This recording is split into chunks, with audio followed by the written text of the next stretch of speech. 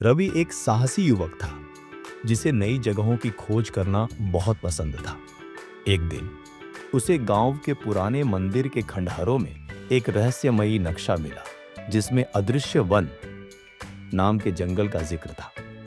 गांव के बुजुर्गों ने बताया कि जो भी वहां गया कभी लौटकर नहीं आया। लेकिन रवि ने इस जंगल का रहस्य जानने की ठान ली।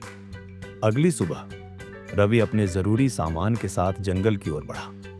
घने पेड़ों के बीच जैसे ही उसने कदम रखा उसे लगा कि कोई उसे देख रहा है। अचानक झाड़ियों से एक हिरण निकला जिसकी आंखों में अजीब सी चमक थी। तुम यहां क्यों आए हो?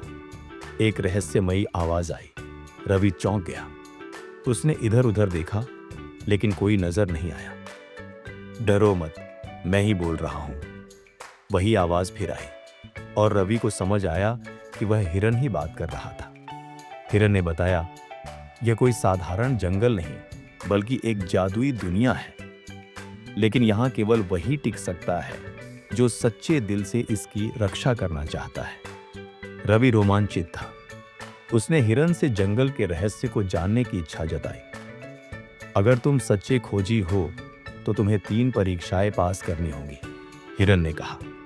हिरन रवि को एक झरने के पास ले गया जहां एक टूटा हुआ पुल था। अगर तुम जंगल पर विश्वास करते हो तो आगे बढ़ो, हिरन ने कहा। रवि ने गहरी सांस ली और जैसे ही उसने पहला कदम रखा पुल अपने आप मजबूत होता चला गया। उसने पूरे विश्वास के साथ पार किया और परीक्षा सफल रही। इसके बाद हिरन उसे एक अंधेरी गुफा में ले गया। तुम्हें यहां बिना डरे बैठना होगा। अगर तुम घबराए तो जंगल तुम्हें अस्वीकार कर देगा। रवि बैठ गया।